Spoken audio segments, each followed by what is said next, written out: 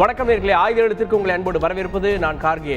இன்னும் 15 நாட்கள் இருக்கிறது தமிழகத்தில் தேர்தல் முடிவுகளை தெரிந்து கொள்வதற்கு அப்படின்ற ஒரு சூழல் இருக்கப்போ, இந்த வாக்குப்பதிவு எந்திரங்கள் பெட்டிகள் வைக்கப்பட்டிருக்கக்கூடிய இந்த ஸ்ட்ராங் ரூம்னுடைய பாதுகாப்பு பற்றி திமுக கேள்வி எழுப்பியிருக்கிறது. தேர்தல் ஆணையத்தினுடைய சில நடவடிக்கைகள் சந்தேகத்தை கிளப்பியிருக்கிறது அப்படின்னு திமுக தலைவர் தேர்தல் ஆணையத்திற்கு கடிதம் எழுப்பி இருக்கிறார். அது மாதிரியான சில நிகழ்வுகளையும் அவர் குறிப்பிட்டிருக்காரு. கோவையில் ஜிசிடி கல்லூரி, திருவள்ளூரில் ஸ்ரீராம் கல்லூரி, லயலா கல்லூரி போன்ற இடங்களில் இரவு நேரங்களில் நள்ளிரவில் மொபைல் டாய்லெட்னு மூடப்பட்ட வாகனங்கள் வருகிறது. அனுமதிக்கப்பட்ட பகுதியே கிடையாது. இதெல்லாம் எங்களுக்கு சந்தேகத்தை கிளப்புது. இதையும் தாண்டி ராமநாதபுரம், நெய்வேலி போன்ற இடங்களில் கணினி பயிற்சி வகுப்புன்னு சொல்லிட்டு அந்த ஸ்ட்ராங் ரூம் இருக்கக்கூடிய அறைக்கு பக்கத்தில் கணினியோடு சிலர் அமர்கிறார்கள். இதுக்கெல்லாம் அனுமதி கொடுத்தது யார்? இதெல்லாம் ஹேக்கிங் மாதிரியான விஷயங்கள் இருக்குமோ அப்படின்ற சந்தேகத்தை ஏற்படுத்துது. அதை தெளிவுபடுத்துங்க அப்படின்ற கேள்விகளையும் திமுக தரப்பிலிருந்து முன்வைத்திருக்கிறார்கள். பொதுவாக வாக்குப்பதிவு எந்திரங்கள் மேல் இருக்கக்கூடிய நம்பகத்தன்மை அது பற்றிய கேள்விகளையும் இது எழுப்பியிருக்கிறது. திமுக தரப்பிலிருந்து அந்தந்த மாவட்ட ஆட்சியர்களிடம் இதற்கான புகார் கடிதங்களும் கொடுக்கப்பட்டு இன்னும் இதனுடைய பாதுகாப்பை பலப்படுத்தணும் அப்படின்ற விஷயங்களும் கூட சொல்லப்பட்டிருக்கிறது. திமுகவுடைய குற்றச்சாட்டுகள் அர்த்தமுள்ளதா, அரசியலா? விவாதிக்க காத்திருக்கிறோம். சிறப்பு விருந்தினர்களோடு மூத்த பத்திரிகையாளர் திரு ஐயநாதன் அவர்கள் நிகழ்ச்சிக்கு அவரை வரவேற்கிறேன். அதிமுகவுடைய செய்தி தொடர்பாளர் திரு புகழேந்தி அவர்கள் இணைந்திருக்கிறார். திமுகவுடைய செய்தி தொடர்பாளர் கவிஞர் திரு மணிஷபுத்திரன் அவர்கள், அதோடு மதுரையிலிருந்து பாரதிய ஜனதா கட்சியின் சார்பாக பேராசிரியர் திரு ஸ்ரீனிவாசன் அவர்களும் இணைந்திருக்கிறார். நான் முதல்ல திரு மணிஷபுத்திரன் அவர்கள்ட்ட ஆரம்பிக்கிறோம். அப்படின்னு முதல்ல இந்த கேள்வி வர்றப்போவே நம்ம எத்தனையோ தேர்தல்களை கடந்து வந்துட்டோம். இப்போ நம்ம இந்த சந்தேகத்தை எழுப்புறது, ஒரு வாகனம் வந்துச்சு அப்படின்ற மாதிரியான அந்த சந்தேகத்தை எழுப்புறது, ஏற்கனவே 3 அடுக்கு பாதுகாப்பு இருக்கு, உங்களுடைய ஏஜென்ட்டுகள் போறாங்க, மத்திய போலீஸ் பாதுகாப்பு இருக்கு, பல கண்காணிப்பு இருக்கிறப்போ மூடப்பட்ட வாகனம், கழிவறை வாகனங்களை பார்த்தலாம் நம்ம அச்சம் கொள்ள தேவையா? அதாவது உங்கள் கேள்விகள் கேட்பதற்கு எளிமையாக இருக்கிறது. ஆனால் இந்த கேள்வியை நாம் அதனுடைய பின்புலத்தோடு புரிந்து கொள்ள வேண்டும். முதலில் அந்த வாகனங்கள் எதற்காக வருகின்றன? இந்த மின்னணு வாக்குப்பதிவு எந்திரங்கள் வைக்கப்பட்டிருக்கக்கூடிய கல்லூரிகள் எல்லாவற்றிலுமே கழிப்பறை வசதிகள் இருக்கின்றன. அதெல்லாம் நவீன முறையில் கட்டப்பட்ட எல்லா வசதிகளுடைய கல்லூரிகள். அதில் இருக்கக்கூடிய காவலர்களுக்காக அது கொண்டு வரப்பட்டது என்றால் அங்கே இருக்கக்கூடிய காவலர்களை சொல்லி இருக்கிறார்கள், அப்படி நாங்கள் எந்த கழிவறையும், நாங்கள் இந்த மொபைல் கழிவறையையும் நாங்கள் பயன்படுத்தவில்லை என்று. இன்னொன்று, தேர்தல் ஆணையத்தினுடைய கடிதம், அதாவது இந்த நெறிகாட்டும் வழிமுறைகளை சுட்டக்காட்டக்கூடிய கடிதம் மிக தெளிவாக குறிப்பிடுகிறது. என்னவென்று சொன்னால், மின்னணு வாக்குப்பதிவு எந்திரங்கள் வைக்கப்பட்டுள்ள பாதுகாக்கப்பட்ட பகுதிக்குள் எந்த வாகனமும் செல்ல அனுமதி கிடையாது.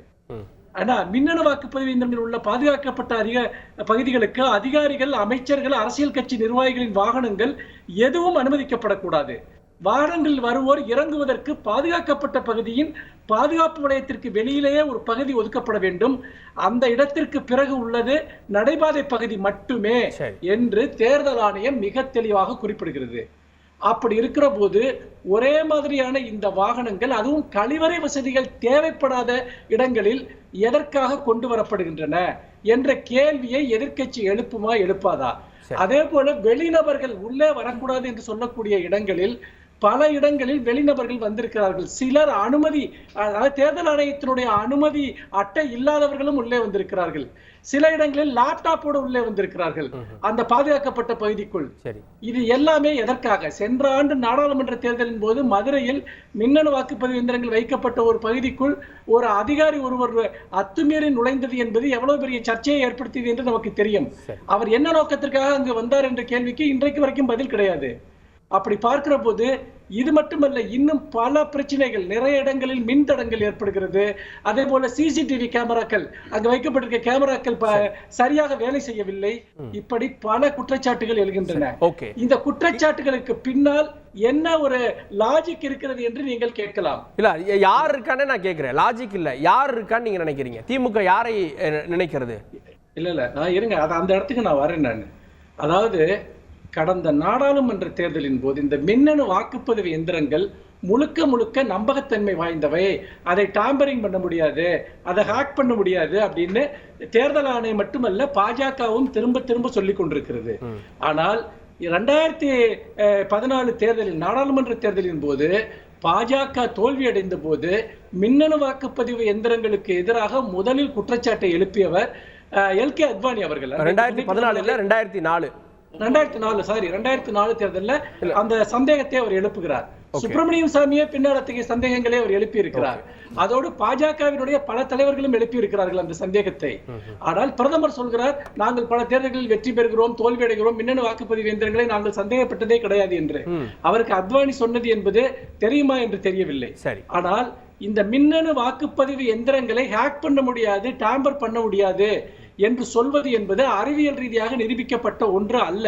ஏன் சொல்கிறேன் என்றால், இந்த விவிபேட் என்று சொல்லக்கூடிய ஒப்புகை சீட்டு எந்திரங்கள் மூலமாக இந்த மின்னணு வாக்குப்பதிவு எந்திரங்களை வெளியே இருந்து கையாள முடியும் என்பது ஒரு ஆப்ஷன்.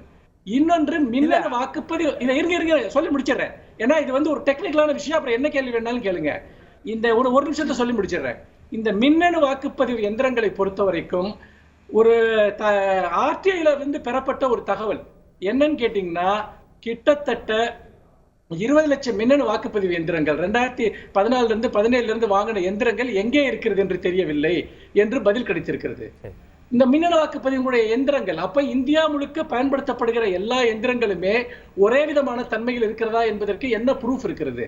அல்லது இது போன்ற மின்னணு வாக்குப்பதிவு எந்திரங்களை வாக்குப்பதிவின் போது சில தொகுதிகளில் மாற்றுவதற்கு வாய்ப்பு இருக்கிறதா இல்லையா? ஏன் பல இடங்களில் இல்ல தேர்தல் ஆணையம் சவால் விட்டது, மின்னணு வாக்குப்பதிவு எந்திரங்களை ஹேக் பண்ண முடிஞ்சா வாங்க அப்படின்னு. எத்தனை பேர் போனாங்க? யாருமே நிரூபிக்கவில்லைன்னு அறிக்கை வெளியிட்டது. அப்பவே அதனுடைய நம்பகத்தன்மை ப்ரூஃப் ஆயிடுச்சுல. நீங்க அரசியல் கட்சி சார்பா அதை இது பண்ணிருக்கலாம் இல்லையா? இப்ப நான் ஒரு கேள்வி கேட்கிறேன். வந்து போன நாடாளுமன்ற தேர்தலின் போது இது பதிவான வாக்குகளுக்கும் எண்ணப்பட்ட வாக்குகளுக்கும் இடையே 58 லட்சம் வாக்குகள் வித்தியாசம் வந்தது. எப்படி வந்தது? இவ்வளவு துல்லியமான ஒரு கருவி என்று சொல்கிறீர்கள். அதுல 58 லட்சம் வாக்குகள் பதிவான வாக்கு எண்ணிக்கைக்கும் எண்ணப்பட்ட வாக்கு எண்ணிக்கைக்கும் வித்தியாசம் வருகிறது. தவறான செய்தின்னு விளக்கம் கொடுத்தாங்கல்ல? இல்ல, தவறான செய்தின்னு விளக்கம் இல்ல. அது அந்த இது உண்மைதானே. அது எப்படி நீங்க தவறான செய்தின்னு சொல்ல முடியும்? அதே போல இது ஒரு தொகுதியில இல்ல, இப்ப தமிழ்நாட்டிலே கடந்த நாடாளுமன்ற தொகுதியில பல இடங்கள்ல பல தொகுதிகள்ல பதிவான வாக்குகளுக்கும் எண்ணப்பட்ட வாக்குகளில் வித்தியாசம் வந்தது. நாடாளுமன்ற தொகுதியில 6 தொகுதிகள்ல வந்தது. அப்போ அதற்கு என்ன உரிய விளக்கம் நீங்க கொடுத்தீங்க? இன்னொன்னு, மின்னணு வாக்கு பதிவு எந்திரங்கள்ல கோளாறுன்னு எத்தனை இடங்கள்ல இந்தியா முழுக்க அந்த எந்திரங்கள் மாற்றப்படுது. ஒரே மாதிரி டிசைன் செய்யப்பட்ட எந்திரங்கள்ல எப்படி கோளாறு வர முடியும்? சில இடங்கள்ல டெஸ்டிங் பேலட் பண்றாங்க. இருங்க டெஸ்டிங் பேலட் பண்றாங்க. டெஸ்டிங் பேலட் பண்ற இடத்துல எல்லாத்துக்கும் ஒரு 10 வாக்கு போட்டு பாக்குறாங்க. ஆனா ஒரு கட்சிக்கு 8 வாக்கு வருது, ஒரு கட்சிக்கு 14 வாக்கு வருது. அப்போ எங்களுடைய சந்தேகம் என்னவென்று சொன்னால், மின்னணு வாக்குப்பதிவு எந்திரங்கள் இந்தியா முழுக்க ஒரே மாதிரியான எந்திரங்கள் தான் பயன்படுத்தப்படுகிறதா, அல்லது இடையில் அந்த எந்திரங்கள் மாற்றப்படுகிறதா, அதற்கும் காணாமல் போனதாக சொல்லப்படுகிற அந்த லட்சக்கணக்கான எந்திரங்களுக்கும் தொடர்பு இருக்கிறதா? இதை நீங்க வந்து இப்ப வைஃபை இல்லாம நீங்க வந்து இணையத்தின் மூலமா மாற்ற முடியாதுன்னு சொல்றீங்க. ஆனா விவிபேட் எந்திரம் என்பது மல்டிபிள் புரோகிராமிங் செய்யப்பட்டது. அதை வேறொரு கருவியின் மூலமாக கட்டுப்படுத்த முடியும் என்கிறார்கள். வாக்குப்பதிவு எந்திரங்களையே மாற்ற முடியும். இந்த சூழ்நிலையில் தான் இந்த கேள்வி. திமுக இப்படி அடுக்கடுக்கான குற்றச்சாட்டுகளை வைத்திருக்கிறது. பேராசிரியர் ஸ்ரீனிவாசன், பாரதிய ஜனதாவே ஒரு காலத்துல எந்திரங்களை எதிர்த்து இருக்கிறது, இன்னைக்கு வந்து ஆதரிக்கிறோம், அது உண்மையானது அப்படின்றப்போ அதோடு சேர்ந்து இன்னைக்கு தேர்தல் ஆணையத்தின் கீழே இருந்தாலும் கூட மத்திய அரசின் மேலேயும் அந்த குற்றச்சாட்டுகள் வருதா இல்லையா? பாரதிய ஜனதா கட்சியை பொறுத்தவரை நாங்கள் இவிஎம் அந்த எந்திரத்தினுடைய செயல்பாட்டை முழுவதுமாக ஏற்றுக்கொண்டிருக்கிறோம். எந்த காலகட்டத்தில் எந்த பாரதிய ஜனதா கட்சி தலைவர் அந்த பின்னணியில் கூறினார் என்பதெல்லாம் எனக்கு தெரியாது. அத்வானி அவர்கள் முழுக்க இவிஎம்முக்கு ஆதரவானவர். பல முறை அதற்கு எதிர்ப்பு வந்தபோது கூட அதற்காக ஆதரவாக பேசியவர் தான். ஆம் ஆத்மி கட்சி தான் இதை பெரிய அளவில் பிரச்சனையாக்குனாங்க. அதற்கு தேர்தல் கமிஷன் கூட அவர்களுக்கு சொன்னாங்க, நீங்கள் வந்து அதை நிரூபித்து காட்டிவிட்டால் அதை இவிஎம் பற்றி மறுபரிசீலனை செய்யலாம் என்று அவர்களும் தேர்தல் கமிஷனும் அதற்கு தயாராக இருந்தாங்க. அந்த சவாலுக்கு 3 முறை அழைப்பு விடுக்கப்பட்டது இந்தியாவில் உள்ள கட்சிகளுக்கெல்லாம். ஆம் ஆத்மி தான் போனாங்க, ஆனால் அவர்களால் அதை நிரூபிக்க முடியவில்லை. மரியாதைக்குரிய சுப்பிரமணிய சுவாமி அவர்கள் போனார், அவராலும் அதை நிரூபிக்க முடியவில்லை. சந்திரபாபு நாயுடு அவர்கள் நான் போகிறேன் என்று சொன்னார், கடைசி வரை அவர் போகவே இல்லை. தமிழ்நாட்டில் திமுக அதிமுகவும் அந்த தேர்தல் கமிஷனுடைய அந்த டெமான்ஸ்ட்ரேஷனில் அவங்க கலந்து கொள்ளவே இல்லை. அதனால் முழுக்க எல்லா கட்சிகளும் ஏற்றுக்கொண்ட ஒரு நடைமுறை தான். இப்போ நீங்கள் இந்த நடைமுறையை பயன்படுத்தி தான் நீங்கள் 2004 2014 வரைக்கும் திமுக தானே மத்தியில் ஆட்சியில் இருந்தாங்க. அப்போ இவிஎம் மிஷினை பற்றி திமுகவின் நிலைப்பாடு என்ன? அப்போ அது வேணும்னு சொன்னாங்களா வேண்டாம்னு சொன்னாங்களா? அந்த 10 ஆண்டுகளில் தேர்தல் கமிஷனை அவங்க இன்ஃப்ளூயன்ஸ் பண்ணி அதில் ஏதாவது மாற்றம் கொண்டு வந்திருக்கலாமே. கடந்த 7 ஆண்டுகளில் மோடி அவர்கள் பிரதமராக பொறுப்பேற்ற பிறகு கூட எத்தனை மாநிலங்களில் பாரதிய ஜனதா கட்சியினுடைய அரசு அமைக்கிற வாய்ப்பை இழந்திருக்கிறோம், தோற்றிருக்கிறோம். டெல்லி, இந்தியாவின் தலைநகரம் டெல்லியில இதே இவிஎம் மிஷினை பயன்படுத்தி தான் 2 முறை பிஜேபி ஆட்சி இழந்திருக்கிறது. எந்த ஆம் ஆத்மி கட்சி சந்தேகத்தை கிளப்பியதோ அந்த கட்சி 2 முறை வெற்றி பெற்றிருக்கிறது. 14 தேர்தலில் பாராளுமன்றத்தில் அதிமுக அப்படின்ற அந்த கேள்வி வந்து இன்னும் ஒரு பெரிய கேள்வி, டெக்னிக்கலான கொஸ்டின். ஆனா அதை தாண்டி இந்த ஸ்ட்ராங் ரூம் பக்கத்தில் எந்த வாகனங்களும் வரக்கூடாதுன்னு 2004 தேர்தல் ஆணையத்துறை விதி சொல்கிறது. ஆனா மர்மமான இந்த வாகனங்கள்லாம் வருகிறது அப்படின்றப்போ வெளியில இருந்து பார்க்குறப்போ அந்த சந்தேகம் எழுமா எழாதா? ஒருவேளை பெட்டியை கொண்டு வந்து மாற்றி வச்சுட்டு போயிட்டாங்கன்னா என்ன பண்றதுன்னு கேள்வி எழுமா எழாதா? நியாயமா இல்லைங்க. நீங்கள் இவங்க திமுக எழுப்புற கேள்விக்கு இவங்க எழுதிய கடிதத்திற்கு தேர்தல் கமிஷன் பதில் எழுதும். தேர்தல் கமிஷன் பதில் எழுத கடமைப்பட்டிருக்கிறது. ஏன்னால் ஸ்டாலின் அவர்கள் எதிர்க்கட்சி தலைவர், தமிழகத்தினுடைய பிரதான கட்சியினுடைய மாநிலத்தினுடைய தலைவராக இருக்கிறாரு. அவர் எழுப்புகிற கேள்விக்கு தேர்தல் கமிஷன் பதில் கொடுக்கணும். அவங்க கொடுப்பாங்க. ஆனால் நான் என்ன சொல்கிறேன், திமுக வரப்போகிற 2ஆம் தேதி வாக்கு எண்ணிக்கையின் போது அவர்கள் நிச்சயமாக தோற்க போகிறார்கள். ஆட்சி அமைக்கிற வாய்ப்பு திமுகவுக்கு இல்லை. ஆனா அதற்கான கிரவுண்டை இப்போ இருந்தே செட் பண்றாங்களோன்னு எனக்கு சந்தேகம் வருது. அரண்டவன் கண்ணுக்கு இருண்டதெல்லாம் பேய்னு சொன்ன மாதிரி அவர்கள் எல்லாத்திலையும் குற்றம் சொன்னாங்கன்னா இதுக்கு வாய்ப்பே இல்லைங்க. நீங்க இவிஎம் மிஷின்றது ஸ்டாண்ட் அலோன் மிஷின், அது வைஃபையோட கனெக்ட் ஆகாத ஒரு மிஷின். அந்த மிஷினை பயன்படுத்தி அதில் டேம்பரிங் பண்றதுக்கு தமிழ்நாட்டில் உள்ள 234 தொகுதிகளையும் அப்படி பண்ண வேண்டும் என்று ஒருவேளை யாரோ சிலர் முடிவெடுக்கிறாங்கன்னு வச்சுக்கோங்க, ஒரு வாதத்துக்காக பேசுறேன். அப்படி முடிவெடுத்தால் கூட ஆயிரக்கணக்கான பேரை வேலைக்கு அமர்த்தி தான் அந்த ப்ளூடூத் டெக்னாலஜி மூலமா அப்படி செய்ய முடியும். சரி, அல்லது செய்ய வாய்ப்பு இருக்குமான்னு எனக்கு தெரியாது. எப்படி சாத்தியம், நடைமுறை சாத்தியம்? ராமநாதபுரத்துல நெய்வேலியில பக்கத்துல கம்ப்யூட்டர் கிளாஸ்னு சொல்லிட்டு 30 பேர் கம்ப்யூட்டரோட வந்து இறங்குறாங்க. இந்த மாதிரி வாகனமும் வருது அப்படின்றப்போ என்ன பண்ணுவாங்க அப்படின்ற ஒரு கேள்வி வருதுல. கம்ப்யூட்டரோட வர்றப்பதான் அந்த அச்சம் கூடுதலா வருதுல. இதுக்கு அதுக்கு சம்பந்தம் இல்லைங்க. நீங்க பாதுகாப்பு அறைக்கு பக்கத்திலேயோ அந்த வளாகத்திலேயோ யாருமே வேலை செய்யக்கூடாதுன்ற சட்டம்லாம் இல்லை. அந்த ஊழியர்கள் அங்கே பணியாற்றுவர்கள் பணியாற்றலாம். நீ கம்ப்யூட்டரே வச்சு கூடாது, நீங்க கலெக்டர் ஆபீஸ்ல வச்சிருக்காங்கன்னா கலெக்டர் ஆபீஸ்ல 20 நாளைக்கு கம்ப்யூட்டர் இருக்கக்கூடாதுலாம் சட்டம் போட முடியாது. அது வைஃபையோட கனெக்ட் ஆகலைங்க. இவிஎம் மிஷின் என்பது அது stand alone machine. Stand alone மிஷின்ல இதெல்லாம் செய்ய முடியாது. இதை தேர்தல் கமிஷன் பலமுறை நிரூபித்திருக்கிறது. திமுக சந்தேகம் இருந்தா தேர்தல் கமிஷன் அதை டெமோ பண்றப்பே நீங்க அங்க போய் இதை டேம்பர் பண்ண முடியும்னு காமிச்சிருக்க வேண்டியதானே. இப்ப இவ்வளவு பேசுகிற திமுக தேர்தல் கமிஷன் அப்படி ஒரு அறைகூவல் விடுக்கும் போது நீங்க டெல்லிக்கு போய் இதை டேம்பர் பண்ண முடியும் அப்படின்னு நீங்க டெமோ பண்ணிட்டு வந்திருக்க வேண்டியதானே. அது வாய்ப்பையெல்லாம் விட்டு இப்போதெல்லாம் எடுத்துக்கிட்டாலும் குற்றம் சொல்வது என்ன அர்த்தம்? சரி, கேட்போம். நான் அதிமுக திரு புகழேந்தி அவர்கள்ட்ட முதல் கட்ட பார்வையை பெற வேண்டும். உங்களுக்கு இதில் வந்து சந்தேகம் எதுவுமே இல்லையா? ஏன்னா வந்து வாக்குப்பதிவு எந்திரங்களை அந்த இருக்கக்கூடிய அறைகளை ஸ்ட்ராங் ரூம் வந்து மிக கண்காணிப்பாக பாதுகாக்க வேண்டும்னு உங்களுடைய ஒருங்கிணைப்பாளர், இணை ஒருங்கிணைப்பாளர் அறிக்கை விட்டாங்க. திமுக சந்தேகம் கலப்புது, உங்களுக்கு அதில் சந்தேகமே இல்லை, அப்படிதானே? Good evening to Thanthi TV. மூட நம்பிக்கைக்கு எதிராக தந்தை பெரியாரின் கருத்துக்களை நாடறிய செய்தவர் ஐயா அப்துல் கலாம் வழியில் மரக்கன்றுகள் நட்டு பசுமை புரட்சி செய்தவர் இன்றைய தினம் நம்மிடத்திலே இல்லை. பத்மஸ்ரீ விவேக் அவர்களுக்கு எனது ஆழ்ந்த அனுதாபங்களை நான் இங்கே பதிவு செய்து உங்கள் கேள்விகளுக்கு பதில் சொல்கிறேன். முதல்ல சார், அவர் அன்பு நண்பர் மனுஷபுத்திரன் அவர்கள் நாடாளுமன்ற தேர்தல் சரியில்லை, நாடாளுமன்ற தேர்தலிலே வித்தியாசம் வந்தது என்று சொல்லுகிறார். கார்கே என்ன பண்ணீங்கன்னா அது நிரூபிக்கப்படவில்லைன்னு சொன்னீங்க. அதான் உண்மை. இப்ப என்ன சொல்றேன், 18 பை எலெக்ஷன், அப்புறம் ஒரு 4 பை எலெக்ஷன், மொத்தம் 22 பை எலெக்ஷன். அங்கே திராவிட முன்னேற்ற கழகம் 13 இடங்களில் வெற்றி பெற்றது. இது அனைத்து இந்திய அண்ணா திராவிட முன்னேற்ற கழகத்தை விட அதிகமாகவே வெற்றி பெற்றது.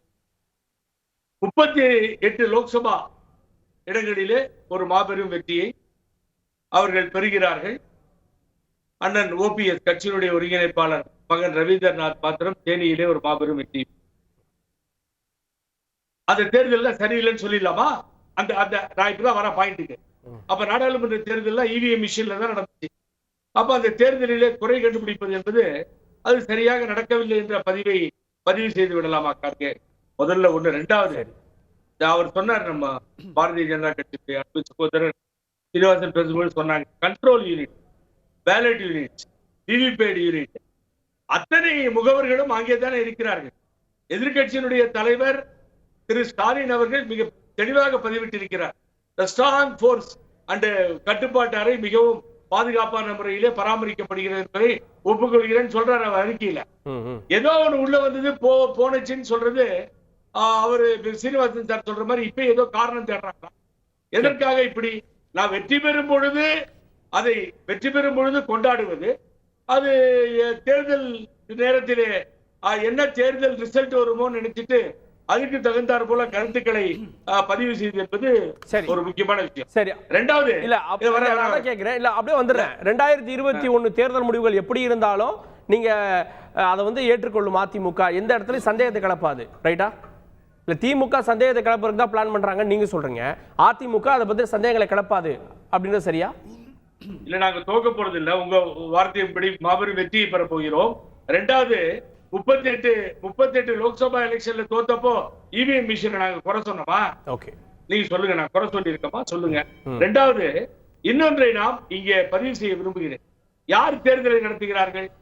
நமது ஆசிரியர்கள், நமது என்ஜிஓக்கள், நமது அரசு அலுவலர்கள், இவர்கள் தான் ஓடி ஓடி தேர்தலை நடத்துகிறார்கள். அவர்கள் யார் கட்டுப்பாட்டில் இருக்கிறாங்க? Only observer sir. அங்கிருந்து வந்து அவர்கள் கட்டுப்பாட்டில் இருக்கலாம். தேர்தலை நடத்துவது நாம் தான், நமக்குள் தான், நமது மாநிலத்தை சார்ந்த அதிகாரிகள் தான், அரசு அலுவலர்கள் தான் தேர்தலை நடத்துகிறோம். அவர்கள் வந்து பார்த்துக் கொள்ளத்தான் முடியும். திரும்ப டெல்லிக்கு போயிடுவாங்க. இதுதான் இதனுடைய சுத்தி சுத்தி CCTV camera fixed already monitoring everything. அதுல போய் எப்படி நீங்கள் தவறான ஒரு கருத்தை பதிவு செய்ய முடியும்? இது தேவையில்லாம. எப்படி இருக்குன்னா நான் சொல்றேன். அதாவது ஒரு ஆணும் பெண்ணும் செயல்பாடு மிக அழகாக இருக்கிறது, நன்றாக இருக்கிறார், ஆனால் அவர்கள் நடத்தையிலே சந்தேகம் இருக்கிறது அப்படின்னு சொல்ற மாதிரி. ஆகவே தேர்தல் ஆணையத்தை சந்தேகப்பட வேண்டிய அவசியமே இல்லை. இன்னைக்கு வேளச்சேரியில் நடந்து முடிஞ்சதா இல்லையா? புகார் சொன்னார்களா இல்லையா? ஒப்புக்கொண்டதா இல்லையா தேர்தல் ஆணையம்? நான் வந்து தேர்தல் ஆணையத்தை சப்போர்ட் பண்ணி பேசல.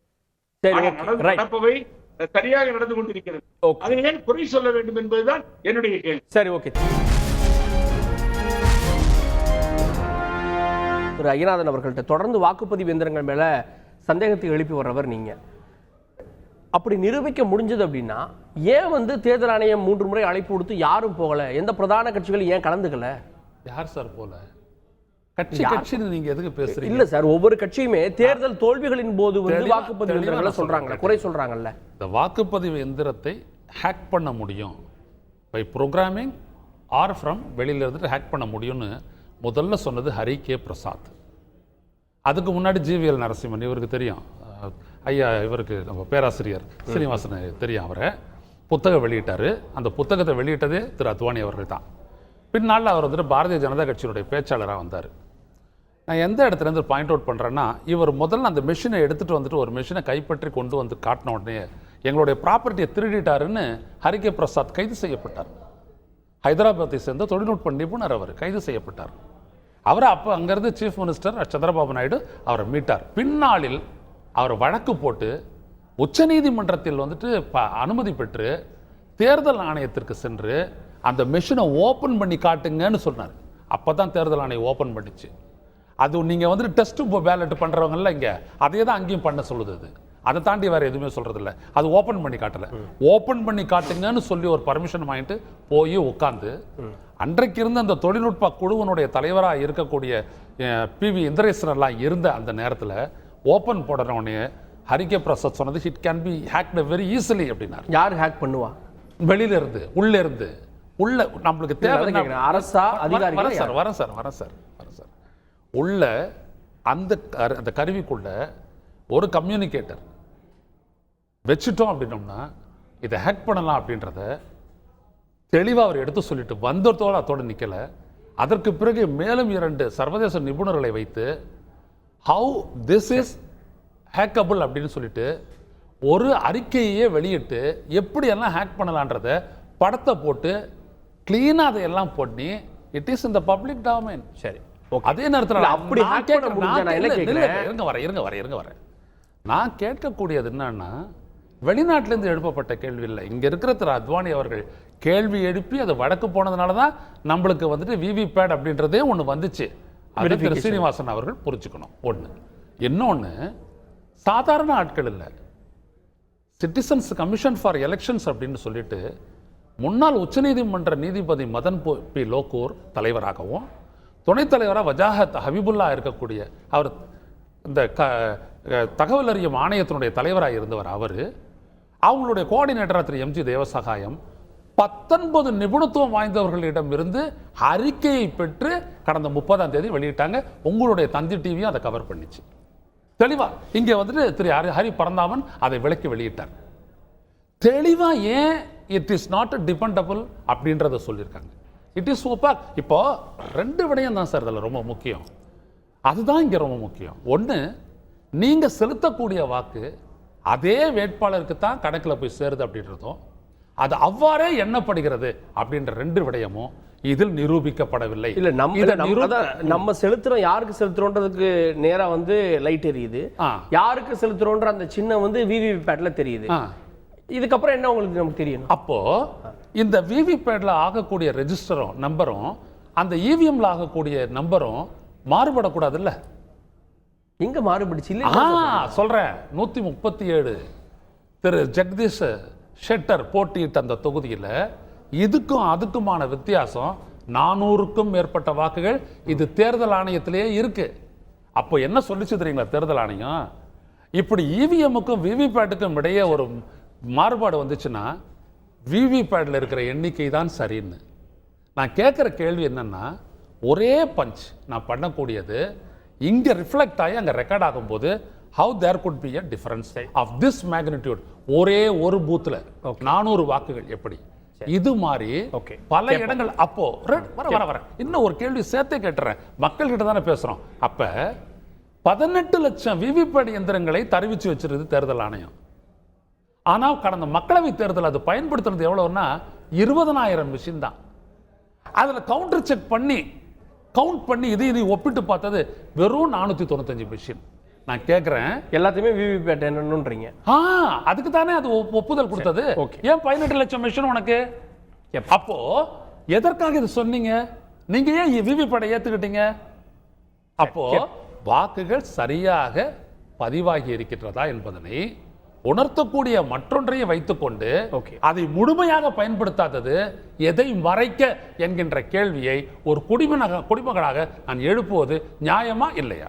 ஓகே, திரு மனுஷபுத்திரன் அவர்கள்ட்ட திமுக இந்த குற்றச்சாட்டை வைக்கிறப்போ அவர்கள் தோல்விக்கான காரணத்தை தேடுறாங்க. அவங்க வெற்றி பெற்றப்பெல்லாம் இதுல குறை சொல்லல. 2006ல் குறை சொன்னாங்களா? நம்ம 2004ல இருந்தே பயன்படுத்துறோம். 2009ல் அவங்க தானே ஆட்சியில் இருந்தாங்க, அப்பெல்லாம் இதுல குறை சொல்லலையே, இப்ப ஏன் சொல்லணும்? அதாவது எவ்வளவு சிறுபிள்ளைத்தனமாக இந்த ஆர்குமெண்ட் இருக்குங்கிறத பார்க்குறப்ப எனக்கு ரொம்ப வேடிக்கையா இருக்கு. ஒரு பிரச்சனை பெரிய அளவுக்கு வருகிற போது அந்த பிரச்சனையை பற்றி நாம் கேள்வி எழுப்புகிறோம். இந்த எலக்ட்ரானிக் ஓட்டிங் மிஷின் பற்றிய விவாதங்கள் அந்த மிஷின் வந்த காலத்திலிருந்தே இருக்கு. ஆனா இன்னைக்கு இதை இவர்கள் பெரிய அளவிற்கு துஷ்பிரயோகம் செய்கிறார்கள் என்கிற பிரச்சனை எழுகிற போதுதான் இப்ப தமிழ்நாட்டில் திமுக மட்டும்தான் இதை எழுப்புதா? இது மேற்கு வங்கத்தில் எழுப்பப்படலையா? கேரளாவில் எழுப்பப்படலையா? இந்தியா முழுக்க எல்லா மாநிலங்களிலுமே, ஏன் மகாராஷ்டிராவில் இது எழுப்பப்படலையா? எல்லா மாநிலங்களிலும் ஒன்று அரசியல் கட்சிகள் எழுப்பியிருக்காங்க, இன்னொன்னு தொழில்நுட்பவியலாளர்கள் எழுப்பியிருக்காங்க. இப்ப இவர் ஐயநாதன் ரொம்ப விரிவா குறிப்பிட்டார். இதுல வந்து டெக்னோகிராட்ஸ் அவங்க இதுல எழுப்பியிருக்கக்கூடிய கேள்விகள் வந்து இது எதுக்குமே நான் பதில் சொல்ல மாட்டேன், நீங்க வந்து தோத்து போயிருவீங்க அதனால சொல்றீங்கன்னா, அப்ப இந்த தில்லுமுள்ளு வேலைகள்லாம் நீங்க பண்ணி வெற்றி பெற்றுலாம் நீங்க உறுதியா நம்புறீங்களா? நீங்க உங்களுக்கு கன்ஃபார்மா தெரிஞ்சிருச்சா நீங்க ஜெயிக்க போறீங்கன்னு? நீங்க தோத்த போயிடும், நீங்க ஜெயிக்கிறோம் நீங்க சொல்றீங்க. அப்ப இந்த மாதிரி வாகனங்கள் நிக்கிறது, ஆளுங்க போறது, இதெல்லாம் போய் ஜெயிக்கிறதுக்கான ஒரு ஏற்பாடு நீங்க பண்ணிட்டு இருக்கீங்களா? அப்போ எனக்கு புரியல. இந்த ஆர்குமெண்ட் எவ்வளவு அபத்தமான ஒரு கேலி கூத்தான ஒரு ஆர்குமெண்ட்னு. இன்னொன்னு வந்து நண்பர் சீனிவாசன் வந்து சொல்றாரு வந்து இது எந்த பாஜக தலைவர் அப்படி சொன்னாரு அப்படின்னு தெரியல அப்படின்னு. அத்வானி வந்து அதுக்கு எப்பவும் ஆதரவா இருந்தாரு இந்த மாதிரி எலக்ட்ரானிக் ஓட்டிங் மிஷினுக்கு அப்படின்னு சொல்றாரு. அதாவது அத்வானி அவர்கள் சொன்னதோட கோட் அப்படியே நான் சொல்றேன் பாருங்க. எனக்கு இந்த ஐயம் தெரிபர இந்த எலக்ட்ரானிக் ஓட்டிங் மிஷின்லாம் வந்து பாத்தீங்கன்னா பூல் ப்ரூஃப் அப்படின்னு நிரூபிக்கப்படாவிட்டால் நாம வந்து திரும்பவும் பேப்பர் பேலட்டுக்கு போயிடணும், அதுதான் ஜனநாயகத்திற்கு நல்லதுன்னு. இன்னைக்கு வரைக்கும் நீங்க இப்ப ஐயநாதன் குறிப்பிட்டது போன்ற பல பிரச்சனைகள் நிரூபிக்கப்படாத அல்லது வந்து பாத்தீங்கன்னா தேர்தல் ஆணையத்தால் சரியாக விளக்கம் கொடுக்க முடியாத பல பிரச்சனைகள் இருக்கு. ஜெர்மனில வந்து அதையும் வந்து அத்வானி கோட் பண்றாரு. என்ன கோட் பண்றாருன்னா, ஜெர்மனில இந்த மாதிரி முதல்ல அறிமுகப்படுத்துறாங்க இந்த எலக்ட்ரானிக் ஓட்டிங் மிஷினை. அப்படி பண்றப்போ 2 வாக்குச்சாவடிகள்ல பிரச்சனை வருது, இந்த மாதிரி மிஸ்டேக்ஸ் வருது. அப்ப பெரிய எதிர்ப்பு கிளம்புது. அதை ஒட்டி நீதிமன்றத்துக்கு வழக்கு போகுது. அப்ப நீதிமன்றத்துல அந்த நீதிபதி என்ன சொல்றாரு அப்படின்னு சொன்னா, அதாவது தொழில்நுட்பம் தெரிந்தவர்களுக்கு அல்ல, ஜனநாயகத்தில் எல்லோருமே பங்காளிகள்.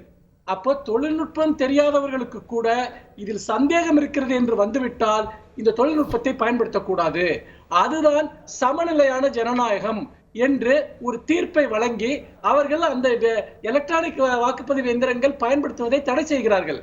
உலகத்தின் மிக பழைய ஜனநாயகமான அமெரிக்காவில் இன்னைக்கும் பேப்பர் பேலட் யூஸ் பண்றாங்க. இன்னும் நெதர்லாந்து பல நாடுகள் வந்து இதை யூஸ் பண்ணிட்டு கை விட்டுட்டாங்க. அப்படி பார்க்கிற போது இந்தியாவில் இவ்வளவு ப்ராப்ளம் இருக்கப்போ இதை நீங்க ஏன் பிடிவாதமா யூஸ் பண்றீங்க?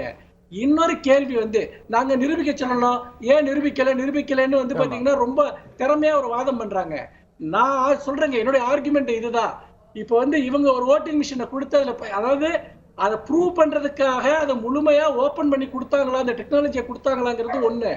இன்னொன்னு, என்னை வந்து ப்ரூவ் பண்ணுன்னு கூப்பிடுறாங்க இல்லையா, அந்த கூப்பிடுறப்ப அவங்க எனக்கு கொடுக்குற மிஷினும் என் ஊர்ல நான் ஓட்டு போடுறதுக்காக கொடுக்குற மிஷினும் ஒண்ணுதாங்கிறதுக்கு என்ன ப்ரூஃப் இருக்கு உங்ககிட்ட? லட்சக்கணக்கான மிஷினை காணான்னு சொல்றீங்க, சந்தேகத்தை எழுப்புறீங்க நீங்க.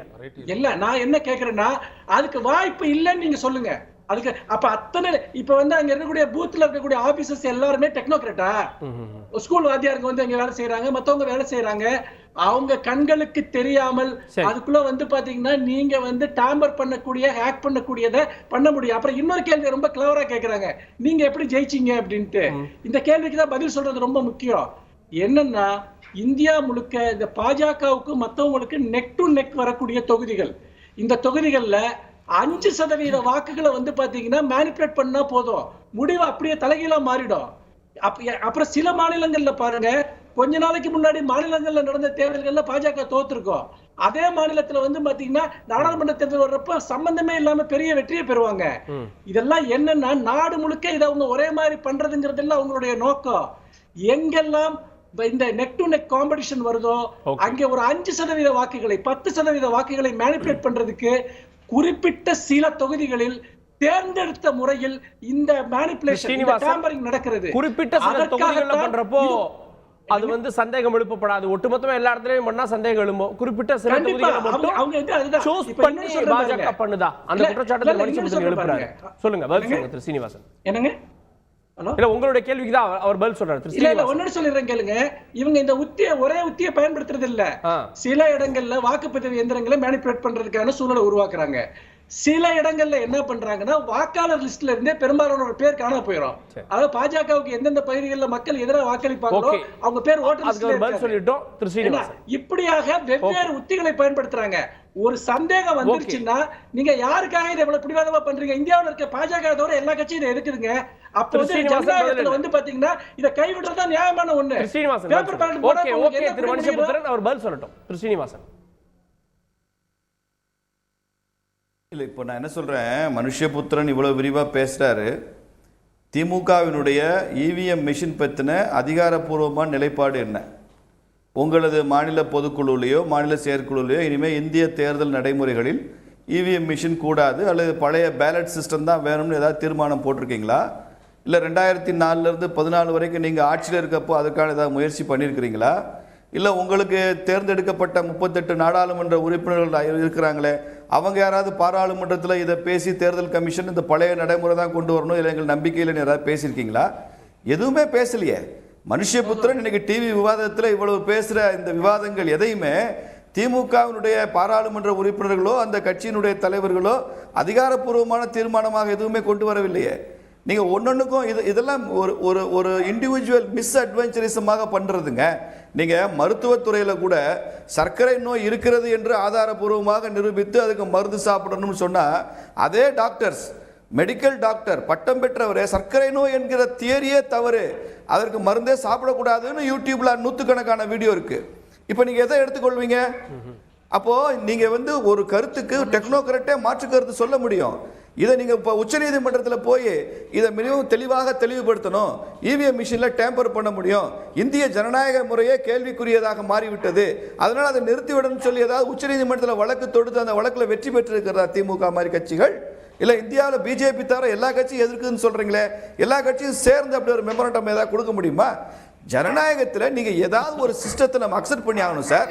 தேர்தல் கமிஷன் என்பது உலகத்தில் இருக்கக்கூடிய அத்துணை நாடுகளிலும் இந்தியாவில் இருக்கக்கூடிய தேர்தல் கமிஷன் சிறப்பாக இந்த டெக்னாலஜியை ஏற்றுக்கொண்ட சில நாடுகள் மீண்டும் வாக்குப்பெட்டி முறைக்கு மாறி இருக்கு. ஸோ அப்போ அது சந்தேகம் இருக்கப்போ 100% வந்து நம்ம ஏன் வாக்குப்பெட்டியை நோக்கி நகரக்கூடாதுன்ற ஒரு கேள்வியும் இருக்குல்ல. அதை ஏன் திமுக சொல்லவில்லைன்னு கேட்கிறேன் நான். இனிமே இந்த இவிஎம் மிஷின் வேண்டாம், எங்கேயோ ஜெர்மனிலயோ அமெரிக்காவிலயோ எந்த இடத்துலயோ வாக்கு இவிஎம் மிஷின் கெட்டு போச்சு, அதனால இங்கேயும் பேலட் பேப்பர் தான் வேணும், அந்த பழைய நடைமுறையை வச்சுக்கிட்டு நம்ம 4 நாளைக்கு எலெக்ஷன் நடத்தலாம், 40 நாளைக்கு எண்ணலாம் அப்படி நீங்க சொல்லுங்க சார். நீங்க எந்த ஸ்டாண்ட் எடுத்துக்கிறீங்க? டிவியில நீங்க பேசுறதா இந்த கட்சியினுடைய அதிகாரப்பூர்வமான நிலைப்பாடான்னு நான் கேட்கிறேன். இந்த வாக்குப்பதிவு எந்திரங்கள் வைக்கப்பட்டிருக்கக்கூடிய அறைகளில் சந்தேகத்திற்கிடமான வாகனங்கள் வருகிறது அப்படின்றது அவங்களுடைய குற்றச்சாட்டு. நான் திரு புகழேந்தி அவர்கள்ட்ட இன்னைக்கு வந்து நாங்கள் ஏற்றுக்கிறோம் அப்படின்னு சொல்லக்கூடிய நீங்கள் ஆரம்பத்தில் அதிமுகவும் இதை எதிர்த்து இருக்கிறது.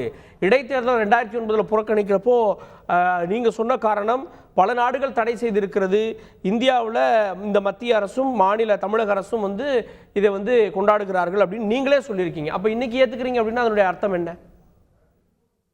மாண்புமிகு புரட்சி தலைவி அம்மா அவர்களே இந்த சிஸ்டம் வேண்டாம்னு சொல்லியிருக்காங்க. நான் இல்லைன்னு சொல்ல மறுக்கல. அதை இம்ப்ளிமெண்ட் பண்ண முடியல, எதற்குமே ஆதாரம் இல்லை. அதாவது நான் சொல்றோம் வேண்டான்றோம், மக்கள் குறை சொல்லுகிறார். தென் காலண்டர் ஆஃப் ஈவெண்ட்ஸ் கொடுக்கப்பட்டு அந்த காலண்டர் ஆஃப் ஈவெண்ட்ஸ் தேதி அறிவிக்கப்பட்டு மனு தாக்கல், ஸ்க்ரூட்டினைஸ், அதற்கு பின்னால் ஏற்றுக்கொள்ளப்பட்டது, சின்னம் ஒதுக்கப்பட்டது, இதெல்லாம் முடிஞ்சு வரிசை செய்யப்பட்டது. முடிஞ்ச பின்னாடி ஒத்துக்கிட்டு தானே அப்புறம் எல்லாமே பண்ணிட்டு இருக்கோம். அதுதான் நடைமுறையில் இருக்கு.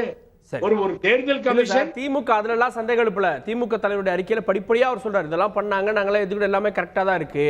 சந்தேகத்துக்கிடமான நபர்கள் வர்றாங்க, கம்ப்யூட்டரோட வர்றாங்க, கழிவறைன்னு அந்த வாகனங்களை கொண்டு வராங்க, இதெல்லாம் விதிமீறல் இல்லையா? சரி, இது எல்லாத்தையும் விடுங்க சார். மதுரையில ஒரு அதிகாரி நாடாளுமன்ற தேர்தலின் போது அந்த தடை செய்யப்பட்ட பகுதிக்குள்ள போனாரா இல்லையா? சர்ச்சையாச்சா இல்லையா? நான் வந்து சில இடங்கள்ல இப்ப நான் வரேன், ஐ வில் கோ பேக். இந்த மேனுவல்ல ஓட்டு போடுறப்போ வித்தியாசங்கள்லாம் வந்திருக்கு தெரியுமா உங்களுக்கு? மேனுவல்ல கையில என்றப்போ அந்த காலங்கள் கார்கே நீங்க எடுத்து பாத்தீங்கன்னா 30 ஓட்டு 40 ஓட்டு 20 ஓட்டு டிஃபரன்ஸ் எல்லாம் வந்திருக்கு. எலக்ட்ரானிக் மிஷின்லயே அது மாதிரி டிஃபரன்ஸ் வருதுங்கிறது குற்றச்சாட்டு வரும்பொழுது அங்க இருந்து ஆர்வம் தான் வெரிஃபை பண்ணணும். ஆனா உள்ள ஒரு லாரி போகுது, உள்ள பாத்ரூமுக்கு பக்கெட் எடுத்துட்டு போறாருன்னா அங்க இருக்க சிஆர்பிஎஃப் போலீஸ் என்ன பண்ணுது? ஏகப்பட்ட போலீஸை போட்டு நிறுத்தி வச்சுதானே பாதுகாப்புக்கு போட்டிருக்கோம், லைட்டிங் போட்டிருக்கோம், கேமரா போட்டிருக்கோம். ஆளுங்க முகவர்கள் ஒவ்வொரு கட்சியிலும் நைட்ல போய் படுத்துக்கிறாங்க. அங்க வேற இத்தனையும் மீறி ஒரு ஆள் உள்ள போய் என்ன பண்ணிடுவாரு எனக்கு புரியல. அந்த கேமரா வந்து பிளாக் பண்ணி அந்த கேமரா ஒர்க் பண்ண முடியாம பண்ணிட்டு அந்த மிஷினை தூக்கிட்டு வந்து வச்சு அதுக்கு பின்னாடி அதை ஆப்ரேட் பண்ண முடியுமா? ஏதாவது நகைப்புக்குரிய விஷயமா? இது எதை தேடி போற விஷயமா சொல்லுங்க பாப்போம். இதெல்லாம் எதாவது பண்ண முடியும்னு நினைக்கிறீங்களா? ஏதோ எங்கேயோ பேசணும், அப்ப இங்க மேனுஃபேக்சர் பண்றது, அதுக்கு பின்னாடி அந்த மேனுஃபேக்சர் இல்ல டெக்னாலஜில எல்லாமே சாத்தியம்ன்றப்போ அன்ஐடென்டிஃபை வைஃபை சிக்னல்ஸ் வந்து சில இடங்கள்ல காட்டப்பட்டிருக்குன்னு இந்த அறிக்கையில் இருக்கு. ஸோ திடீர்னு ஒரு வைஃபை வருது போகுது அப்படின்னா வைஃபை அக்சஸ் அதுக்கு இருக்குமோன்ற ஒரு சந்தேகம் வருதுல்ல, வெளியில பண்ண முடியாதுன்ற கேள்வி. நான் இப்படியே பேசுறேன். வைஃபை வருது சார், வைஃபை வருது, வைஃபை வரலன்னு சொல்லல. வைஃபை வச்சுட்டு என்ன பண்ணுவீங்க? ட்ரான்ஸ்ஃபர் பண்ணுவோம். சொல்லுங்க, வைஃபை வச்சுட்டு மிஷின் எப்படி ஆபரேட் பண்ணுவீங்கன்னு எனக்கு சொல்லி கொடுங்க. நான் Kharge you teach me. Wifi வருது, வைஃபை வரத வச்சுட்டு எப்படி நீங்க வந்து மிஷின் ஆபரேட் பண்ணுவீங்க சொல்லுங்க சார். எப்படி நடக்கும்? வைஃபை இருக்கு அப்படினா பிரச்சனை இல்ல, கண்டிப்பா ஆபரேட் பண்ணலாம். எப்படி பண்ணலாம் சார்? ஒரு நிமிஷம். இல்ல உங்க மொபைல் பக்கத்துல இன்னொரு மொபைலை வச்சு ரெண்டையும் ப்ளூடூத்ல கனெக்ட் பண்ணி உங்களுடைய மொபைல்ல கால் பண்ண முடியும் தெரியுமா? உங்களுடைய நம்பர்லயே வந்துருவானே, இங்க இருந்து ஆபரேட் பண்ண முடியும் தெரியுமா? இன்னொன்னு சொல்லி கொடுக்குறேன். உங்க நம்பர்லயே நான் வந்து பேசுவேன். உங்க நம்பர், நீங்க எடுக்கிற நம்பர்ல உங்க நம்பரே என் போன்ல இருந்து வரும். அதெல்லாம் வேற சார். இங்க ரெண்டையும் கனெக்ட் பண்ணி எலக்ட்ரானிக் இதையும் கனெக்ட் பண்ண, அது வேற, இது வேற. இது எலக்ட்ரானிக் சிஸ்டமே வேற. நீங்க அதுல போய் கனெக்ட் பண்ணி மாத்திர முடியும்னா இது என்ன விட்டாச்சாரியா சினிமாவா? இப்படி தட்டினா அப்படி போவோம், அப்படி தட்டினா இப்படி வரும். So it is impossible to operate or something change that. சரி, ஓகே. நம்ம ஏன் வேணாம்னு சொல்றது காரணம், புகார் சொல்லும் பொழுது ஏற்றுக்கொள்ளப்பட்டு அம்மா ஒரு காலத்துல சொன்னது நிஜம்தான். ஆனா எப்பொழுது ஒப்புக்கொண்டு உள்ளே சென்று விட்டோமோ அதுதான் சொல்லி இருக்கு. நான் சொல்றேன், திராவிட முன்னேற்ற கழகத்திற்கு நாடாளுமன்றத்தில் வெற்றி பெற்றீர்கள், 38 இடத்துல வந்தீங்க. அப்ப இந்த இவிஎம் மிஷினை ஒத்துக்கிறீங்க. அதுக்கு பின்னாடி பை எலெக்ஷன்ல ஜெயிக்கிறீங்க, ஒத்துக்கிறீங்க. இப்ப எதுக்கு ஒரு தேவையில்லாம புகார்? என்ன இந்த புகாரால என்ன ஆக போகுது? அந்த புகார் அதை நம்ம ஏன் புகார்னு பார்க்கணும்? ஒரு விழிப்புணர்வுன்னு பார்க்க கூடாதா? டெஃபினட்டா கண்டிக்க முன்னாடி பெட்டியை தூக்கிட்டு ஓடனான்னு சொல்லித்தானே இப்ப இன்னைக்கு வேலைச்சேரியில அந்த பர்டிகுலர் பூத்துல திருப்பி எலெக்ஷன் நடக்குது. எலெக்ஷன் கமிஷன் விட்டுடுச்சா? இன்னொன்னு கூட பதிவு பண்ற காரியம் வெரி இம்பார்ட்டன்ட். நான் இது வந்து நீங்க தெரிஞ்சுக்கணும், ரொம்ப பேர் தெரியாத விஷயம். முதல்ல என்னன்னு கேட்டீங்கன்னா, ஓட்டு போட்டுட்டு அந்த தேர்தல் நேரத்துல பல தில்லுமுள்ளி சொல்றேன், போலீஸ் வந்து எஃப்ஐஆர் போட்டுருவாங்க. தேர்தல் கமிஷன், நீங்க சொன்ன தேர்தல் கமிஷன் எஃப்ஐஆர் போட்டு டெல்லிக்கு போயிடுவோம். அப்புறமா ஆட்சிக்கு வரவங்க என்ன பண்ணுவாங்க, எங்கால் மேல போட்டிருக்காங்கன்னு சொல்லி வித்ட்ரா பண்ணுவாங்க. அது இப்ப முடியாது. பெல்லாரி கேஸ்ல, ரெட்டி கேஸ்ல இப்போ உட்கார்ந்து இருக்க இங்க கர்நாடகாவில் இருக்க ஜஸ்டிஸ் கிருஷ்ணா தீக்ஷித் ஆர்கியூ பண்ண மேட்டர்ல சுப்ரீம் கோர்ட் வரைக்கும் போய் election commission have all the rights to argue the matter up to the end. Decide ஆகிற வரைக்கும் எலெக்ஷன் ஸ்டேட் கவர்மெண்ட் எதிர்த்து போராடலான்னு ஒரு ஜட்ஜ்மெண்டே கொடுத்திருக்காங்க. ஆகவே அப்படி எல்லாம் ஏமாத்திட்டு எல்லாம் பண்ண முடியாது. வேண்டுமென்றே சொல்லப்படுகிற குற்றச்சாட்டு அது எதுக்காக சொல்றாங்கன்னு அவங்களுக்கு தான் தெரியும். இன்னொரு தமாஷ் தெரியுமா உங்களுக்கு? தேனியில போய் கம்ப்ளைண்ட் கொடுக்குறாங்க. அங்க ஏற்கனவே அந்த வேட்பாளருக்கு டெபாசிட் போயிருக்கு. இப்ப அவர் ஈஸியா ஜெயிப்பாருன்னு தெரியும் ஓபிஎஸ் அண்ணன். அது அவங்க தேவையில்லாத ஒரு கம்ப்ளைண்ட். யாரு டெபாசிட் போயிருக்கு? ஏற்கனவே ஏத்து நின்று அந்த தங்க தமிழ் செல்வனுக்கு டெபாசிட் போயிடுச்சாங்க. சரி, சரி, இருங்க. ரிசல்ட் வரக்கு முன்னாடி உங்களுக்கு எப்படி அந்த இதெல்லாம் நீங்க சொல்றீங்க? அந்த அவ்வளவு ஸ்ட்ராங்கா இருக்கும். நாங்க அங்க ஒர்க் பண்ணி இருக்கோம். ஓபிஎஸ்னா அங்க சின்ன குழந்தை கூட சொல்லி ஜெயிக்கும்னு சொல்லி விதிவிதியா ஒர்க் பண்ணி இருக்கோம். நூலிலையோ அது நூலில யார் வெற்றி பெறாங்களோ அது வேற சார். டெபாசிட் போயிடுச்சு அப்படின்னு அந்த அறுதிட்டு சொல்றப்ப தானே அந்த சந்தேகமே எழுது. ஏற்கனவே டெபாசிட் போயிடுச்சுன்னு தானே சொல்லிட்டு இருக்கேன். ஏற்கனவே டெபாசிட் போயிடுச்சுன்னு தானே சொல்லிட்டு இருக்கேன். அது நடந்திருக்குல்ல. சரி, சுருக்கமா திரும்ப வந்து 99 மாதிரி பின்னாடி போய் வாக்குப்பெட்டி எந்திரங்களை வச்சு 2 நாள் 3 நாள் எலெக்ஷனை நடத்தி இன்னைக்கு ஒரு நாளுக்கே கொரோனா காலகட்டம் ஏதோ வாக்குப்பதிவு எந்திரங்கள் இருக்க போய் ஒரே நாள்ல முடிக்க முடிஞ்சது. திரும்ப வாக்குப்பெட்டியா இருந்தா எத்தனை நாள் நடத்துறது, எத்தனை நாள் என்றது அதெல்லாம் சாத்தியமா? இப்போ எத்தனை நாள் நீங்க வச்சிருக்கிறீங்க? 6ஆம் தேதி நடந்த தேர்தலுக்கு மே மாசம் 2ஆம் தேதி நடத்துறேன் அப்படின்றீங்க. எதுக்கு அது? மற்ற மாநிலங்கள் நடக்கல சார். நான் கேட்கறேன், ஏன் இதே 30ஆம் தேதி நடத்தி முடிச்சுட்டு போயிட்டே இருக்கலாமே? ஏப்ரல் 30ஆம் தேதி நடத்து, 2ஆம் தேதி என்ன ஏன் முன்னாடி நடத்துறீங்க? அப்புறம் எதுக்கு பயோ டாய்லெட்டு, அதுக்கப்புறம் டாய்லெட்டு, எதுக்கு இதெல்லாம்? நான் என்ன கேட்கிறேன், அவரு திரு மனுஷ்யபுத்திரன் கேட்டார் இதே கேள்வியை நான் பல இடங்கள்ல நான் கேட்கிறேன். ஒரு தாசில்தார் 3 அடுக்கு பாதுகாப்பை தாண்டி உள்ள போறாங்க. அவங்க அந்த ஸ்ட்ராங் ரூம்ல போயிட்டு சில பேப்பர்களை எடுத்துட்டு போனாங்க. அவங்கள சஸ்பெண்ட் பண்ணீங்க. என்ன பேப்பர் அவங்க எடுத்தாங்க, எதற்காக எடுத்தாங்க? இந்த தேர்தல் ஆணையம் விளக்கி இருக்கணுமா இல்லையா? இது வரைக்கும் விளக்கம் இருக்குது அப்படின்னு சகோதரர் நீதிமன்றத்தில் சொன்னாங்க. நீதிமன்றமும் இல்லையே, சொல்லவே இல்லை. இன்னும் இப்ப நான் சொல்றேன், இல்ல அவங்க தொலைக்காட்சி வாக்குப்பதிவு எந்திரம் இல்ல, வாக்காளர்கள் வந்தது போனது தொடர்பான ரிஜிஸ்டர் அப்படின்னாங்க. ஏன் எடுத்தாங்க? ஃபார் வாட் கேட்போம். இன்னொன்னு நான் கேட்கிறேன். ஓகே, தேனியில இவங்க சொல்ற இந்த பெரிதும் புலங்காக நடைகிற தேனிக்கு 60-70 வாக்குப்பதிவு எந்திரங்கள் ஏன் வந்துச்சு தேர்தல் முடிச்சதுக்கு பிற்பாடு? அங்க இருக்கக்கூடிய மாவட்ட தேர்தல் அதிகாரியாலே பதில் சொல்ல முடியலையே. அது விளக்கணுமா இல்லையா தேர்தல் ஆணையம்? ஏன் விளக்க மாட்டேங்குது? அப்ப நான் கேள்வி கேட்கறது என்ன அப்படின்னோம்னா, நீங்க வந்துட்டு ஃபேர் அண்ட் ஃப்ரீ எலெக்ஷன் அப்படின்னோம்னா இதெல்லாம் அதுல வரணும். இப்படித்தான் அது இருக்கணும். ஒவ்வொரு குடிமகனுக்கும் எவ்விதமான ஐயப்பாடு இல்லாம இது நடத்தி சாட்டிஸ்ஃபை பண்ண முடியுமா? ஏன் முடியாது? மக்கள் இருக்க ஏன் முடியாது? நாடு என் வாக்குச்சீட்டின் போது நான் தான் கையெழுத்து போடுறேன். அதுல ஒரு சீரியல் நம்பர், என் வாக்குச்சீட்டுல சீரியல் நம்பர், நான் தான் முத்திரை குத்துறேன். சரி, my vote can be identified and verified. Remember here it can neither be identified nor can be verified. அதுதான் the opaqueness of the instrument. நீங்க இவங்க என்ன பண்றாங்க தெரியுங்களா? போயிட்டு ஒரு பாமரத்தனமான ஒரு ஆர்குமெண்ட்ல இவங்க போயிடுறாங்க. எப்படின்னு தெரியல. ஒரு தொழில்நுட்பத்தை பாராட்டுற போது அந்த தொழில்நுட்பத்தின் வழியா செய்யக்கூடிய கேப்பபிலிட்டியும் நீங்க கணக்கில் எடுத்துக்கங்க. ரெண்டு சைடுமே நம்ம பார்க்கணும். Okay, right. அப்படி பார்க்கலையே. திரு மனுஷபுத்திரன் இறுதியான கருத்துக்கள். அதாவது கொரோனா டைம்ல நான் வரேன் சார். திரு மனுஷபுத்திரன் கொரோனா டைம்ல ஏதோ கொரோனா டைம்ல ஒரு நாள்ல எலெக்ஷன் நீங்க பண்ணாங்கன்னாங்க. அப்புறம் எங்க மேற்கு வங்கத்துல 8 கட்டமா நடத்துறீங்க? 8 கட்டம் அது ஒரு நாள் தான சார் இதே நடத்துறீங்க சார்? எதுக்கு நடத்துறீங்க? 8 நாளும் ஒரே நாள் தானே எலெக்ஷன் நடக்குது, ஒவ்வொரு நாள் தானே, இன்று தொடங்கி நாளையா முடியுது. நான் சொல்றேன், அதுக்கு என்ன அவசியம் வந்திருக்கு? அப்ப பாஜகவுக்கு சாதகமா ஒரு தேர்தல் களத்தை வந்து பாத்தீங்கன்னா தயார் பண்றீங்க நீங்க. நான் அதை விட்டுருங்க. எலக்ட்ரானிக் ஓட்டிங் மிஷின்னால நமக்கு உள்ள பயன் என்னங்கறதா இங்க முக்கியமான கேள்வி. இவர் வந்து சீனிவாசன் ரிசல்ட் 11 மணிக்கே நம்ம தெரிஞ்சுக்கிறோமே சார். இல்ல நான் என்னன்னு கேட்டீங்கன்னா, சார் நான் ஓட்டு போட்டு இப்ப வந்து பாத்தீங்கன்னா எவ்வளவு 1 மாசம் ஆச்சு சார். அப்ப வந்து நான் ஒரு 3 நாள் கழிச்சு தெரிஞ்சுக்கிறேன். இப்ப என்ன எனக்கு வந்து மோசம் போச்சு, ஓட்டு போட்டு 1 மாசம் காத்துக்கிட்டு இருக்கேன்ல, இங்க என்ன பண்றதுன்னு அதுக்கு ஓட்டிங் மிஷின் பாதுகாத்துக்கிட்டு அதுக்கு அங்க போய் நைட் எல்லாம் போய் காவல் இருந்துட்டு உட்காந்துருக்கேன்ல. ஏன்னா நீங்க என்ன வந்து நேத்து ஓட்டு போட்டு இன்னைக்கு ரிசல்ட் சொல்லிட்டீங்க, எனக்கு புரியல. இல்ல ஒவ்வொரு சூழலுக்கு மாறு சார். 2016 நமக்காக பிற மாநிலங்கள் வெயிட் பண்ணாங்களா? 2016 என்ன கேக்குறேன்னா சார், இப்ப மேற்கு வங்கத்தில் நடக்கிற தேர்தலுக்கு தமிழ்நாட்டில் இருக்க அரசியல் சூழலுக்கு என்ன சம்பந்தம் இருக்கு சொல்லுங்க? தமிழ்நாட்டில் இருக்கக்கூடிய தேர்தல் முடிவு மேற்கு வங்கத்தை எப்படி பாதிக்கும்? மேற்கு வங்கத்தில் இருக்க அரசியல் எப்படி தமிழ்நாட்டுக்கு பாதிக்கும்? நேரம் இல்ல. ஓகே, இல்ல நீங்க கேக்குற கேள்விக்கு சொல்லுங்க. ஒரு கேள்வி கேக்குறீங்க, உங்க இஷ்டத்துக்கு நீங்க என்ன ரூலை வேணாலும் நீங்க கொண்டு வருவீங்க. அந்த ரூலை கொண்டு வந்துட்டு அதுக்கப்புறம் இதுதான் நியாயம்பீங்க. ஏன்னா நீங்க எங்க வந்து பாத்தீங்கன்னா இந்த எலக்ட்ரானிக் ஓட்டிங் மிஷினால ஃப்ரீ நீங்க வந்து ஸ்பீடா எலெக்ஷன் நடத்துனீங்க, ஸ்பீடா முடிவு சொன்னீங்க.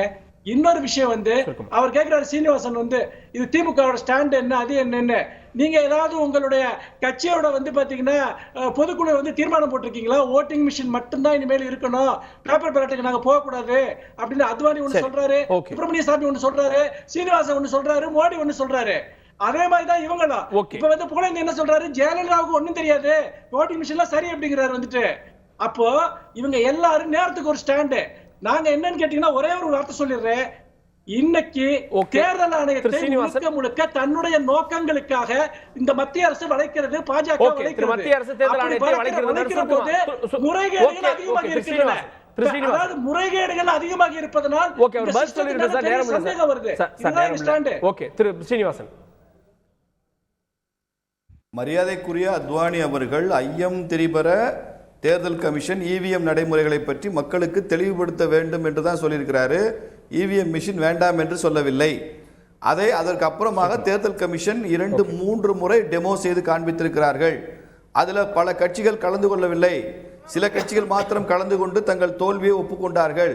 இன்னைக்கு உச்சநீதிமன்றத்தினாலும் கூட இவிஎம் நடைமுறை நியாயப்படுத்தப்பட்டிருக்கிறது, தேர்தல் கமிஷன் அதை தெளிவுபடுத்தியிருக்கிறது. பாரதிய ஜனதா கட்சி அதிகாரப்பூர்வமாக இவிஎம் மெஷினை, எந்திரத்தை, நடைமுறையை ஏற்றுக்கொண்டிருக்கிறது. நாங்க தீர்மானம் நிறைவேற்ற வேண்டிய அவசியம் இல்லை, நீங்க தான் எதிர்க்கிறீங்க, நீங்க தான் அதை பத்தின ஸ்டாண்ட் எடுக்க வேண்டிய அவசியம் இருக்கு. அதனால நீங்க தோல்விக்கு இப்பயே கிரவுண்ட் பில்ட் பண்ணுங்க, 2ஆம் தேதி பார்க்கலாம். திருப்புகழின் சுருக்கமா சார், இவிஎம் ஏடிபி ஆபீஸ்லயும் பிஜேபி ஆபீஸ்லயும் மேனுஃபேக்சர் பண்ணல. அம்மா சொன்னதா நான் சொல்லவே கிடையாது. இவிஎம் மிஷின் வேணா தேர்தலை புறக்கணிச்சிருங்க. Once for all you boycott. I don't want any EVM machine. EVM machine is fraud. அது சமவாய்ப்பா சார்? அது சமவாய்ப்பா? ஒரு மனிதனுடைய குடியுரிமை மீது ஒரு ஒவ்வொரு குடிமகனுடைய அந்த வாக்குரிமை செலுத்தக்கூடிய அந்த உரிமை, அடிப்படை உரிமை மீது அநியாயமான ஒரு குற்றச்சாட்டு, அநியாயமான அவதூறு. இல்ல இவிஎம் வேண்டாம்னு நிறுத்துங்க, கண்டெஸ்ட் பண்ணாதீங்க. எப்படிங்க நீங்க சொல்லலாம்? நீங்க எப்படி சொல்ல முடியும்? உங்களுடைய ஜெயலலிதா எவ்வளவு பயந்தாங்கன்னு தெரியுமா சார்? இல்ல அப்படி பார்த்தா ஒவ்வொரு கட்சிக்கும் வந்து ஒவ்வொரு விதமான தேர்தல் நடத்த முடியுமா அப்படின்றது பெரிய ஒரு கேள்வியாக இருக்கிறது. சுருக்கமா சார் உங்களுடைய சுருக்கமா. இல்ல இப்படி எல்லாம் பேசக்கூடாது. முதல்ல என்னுடைய உரிமை தெளிவாய் அங்கே பதிவாக வேண்டும். சம வாய்ப்பு இருக்கணும் அப்படின்றது இல்ல. ஒவ்வொரு வெளிப்படையாக இருக்க வேண்டும். தேர்தலை தாண்டி இதுல வெளிப்படைத்தன்மை இருக்கணும், இதுல வந்து அக்யூரசி இருக்கணும் அப்படின்ற கேள்விகளும் எழாமல் இல்லை. அதே நேரத்துல எல்லாமே இருக்கக்கூடிய கல்லூரி வளாகத்தில் எதுக்கு இந்த மொபைல் டாய்லெட் அப்படின்ற அந்த கேள்விகளிலும் சில நியாயங்கள் இருக்கிறது. எல்லாமே இருக்கக்கூடிய பிரபலமான கல்லூரிகளாக இருக்கிறது அப்படின்ற கேள்வியும், ஏன் கணினியோடு வந்தார்கள் அப்படின்ற கேள்வியும், இதற்கு முன்பு அஸ்ஸாமில் வந்து நிகழ்ந்திருக்கக்கூடிய சில நிகழ்வுகள், இப்போ வந்து திரும்ப நம்ம வேளச்சேரியில் ஒரு தொகுதியில் பை எலெக்ஷன், ஒரு வாக்குச்சாவடியில் மறு வாக்குப்பதிவு நடத்த வேண்டிய சூழல், இது எல்லாமே வந்து கேள்விகளையும் ஏற்படுத்தாமல் இல்லை. என்ன நடக்க போகுது அப்படின்றத மே 2க்கு பிறகு, மே 2 அல்ல அதற்கு பிறகு அரசியல் கட்சிகளுடைய பார்வைகளை பெறலாம். விவாதத்தில் பங்கு கொண்ட 4 பேருக்கும் நன்றி, பார்த்தவங்களுக்கு நன்றிகளை. தொடர்ந்து இணைந்தீர்கள் தந்தி தொலைக்காட்சியுடன்.